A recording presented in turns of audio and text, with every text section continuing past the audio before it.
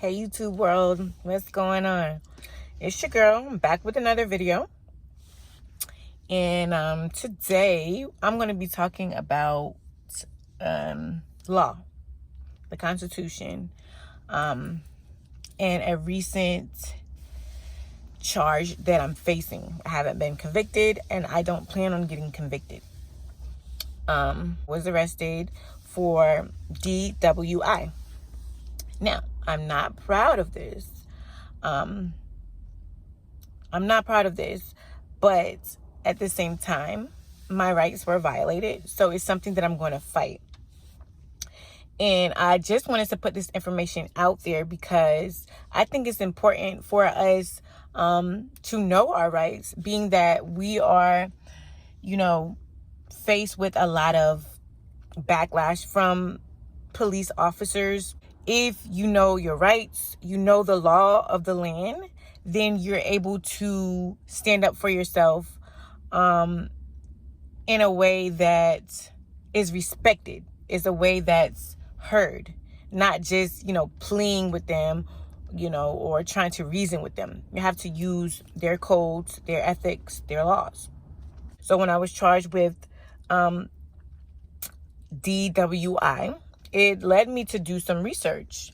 Now, a little backstory is that prior to this, I want to say it was maybe like a year or two ago, some time ago, not recently, I stumbled upon a video about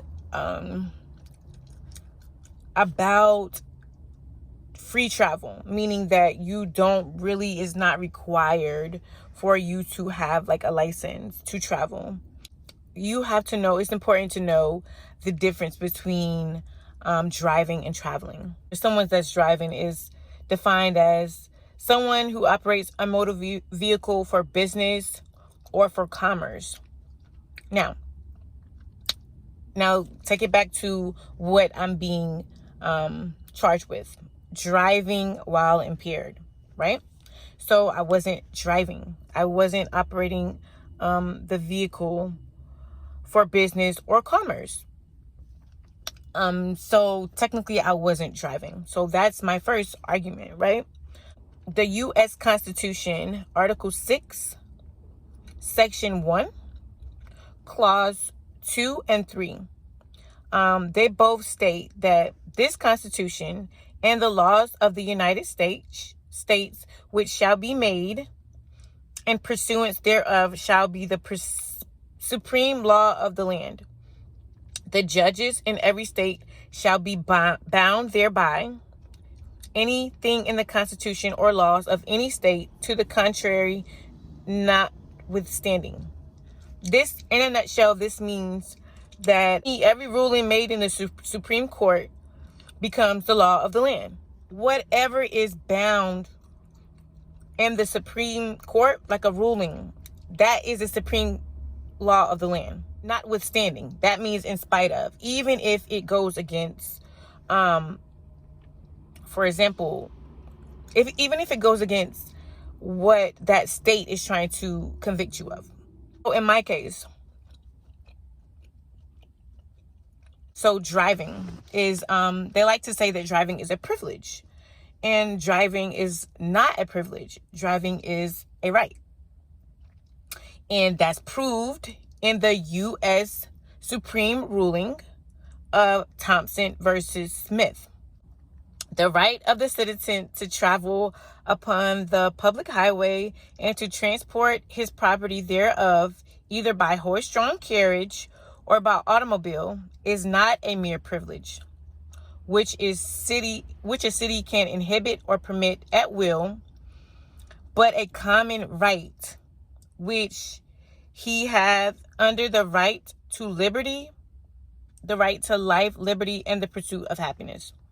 So that was the ruling in Thompson versus Smith. To travel, which is what I was doing, is not a mere privilege. It's a right. And that's ruled in Thompson versus Smith. That's what's meant by the clause. The U.S. Constitution, Article 6, Section 1, 2. Meaning anything that's ruled in the Supreme Court it's the law of the land. So, and those rights alone, I shouldn't be charged. I wasn't driving.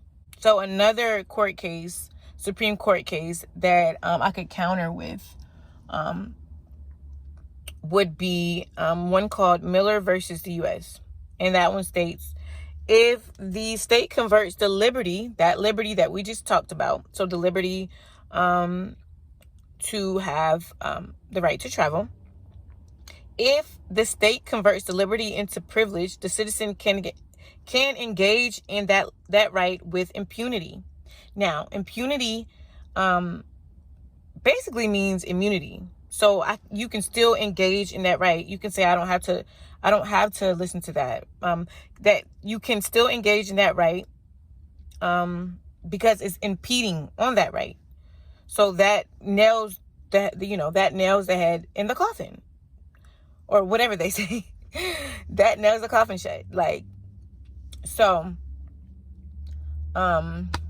yeah, I'm still kind of working on exactly what I will say and how to say it in a way, like I said, that will be respected and heard. But just those two court cases alone, ruled by the Supreme Court, which is law of the land, and they're required to uphold under oath, judges, they're required to uphold the U.S. Constitution, period. So I'm going to continue to work on this case. My case was continued. I did ask the judge, will I be able to represent myself? Because I said I would hire someone, but I'm not sure that I'll be able to get a lawyer for this. I did try. I can see that people maybe shy away from the DWI cases, and I still do have to do more research on Supreme Court rulings for DWI cases, because I'm sure that they will come with that also.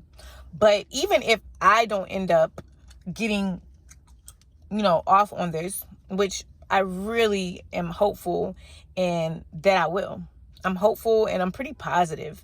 But even if I don't, then these things, the information that I just gave you guys, it can be helpful if you're getting stopped. I'm going to do another video piggybacking off of this, and it will kind of go through a checklist that you want to go through when you're pulled over.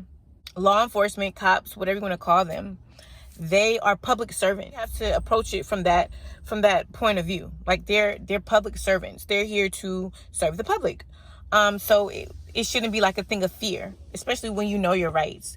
That's not to say to be rude, an asshole.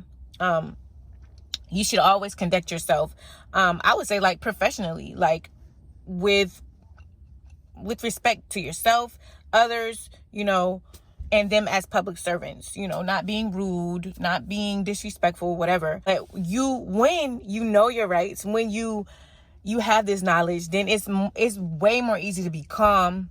It's way more easy to go ahead and explain these things to them and kind of scale them down, because a lot of them violate the Constitution, and they're under the oath of the Constitution as well. And we can protect ourselves and stand up for ourselves. And I really think it is important for us to know our rights and for us to exercise those rights. They're there for a reason. But what they do is they count on us to not know them. That way they get paid. United States of America is a corporation. We have to remember that. So, a lot of these things are just for them to get paid. When an officer pulls you over, they want to escalate it into something that can make the state money, that can make them money. So you have to remember that. And so when you hand over your rights by complying with them, if they don't have the right to be stopping you or to, do certain things, then you give away that right. And that night where I was pulled, if I'd have known this stuff, like half of it, I didn't know my rights. That event led to me to find out more about my rights. Start with knowing it, and you go through this checklist that I'm going to provide. or information that you have just on your own, then you don't have to go through this. You're exercising your rights, and that scales them down. And you're also stating it with, calmness, with respect to yourself, with respect to them. And they can only just scale down, back down, and leave you alone. And write your ticket, whatever, go about their day. But, pulling you out the car and doing all this other stuff that they do is really unauthorized. And if you knew your rights, they wouldn't be able to stand on it. You know what I'm saying? But we're arguing with emotion, with, pleading, this, that, and the third. No. Stop that shit. Excuse my French. But yeah, I just wanted to make this quick video. And I'll be back. And wish me luck, guys. I'm going to keep trying, keep pursuing, keep studying. Y'all do the same. Peace.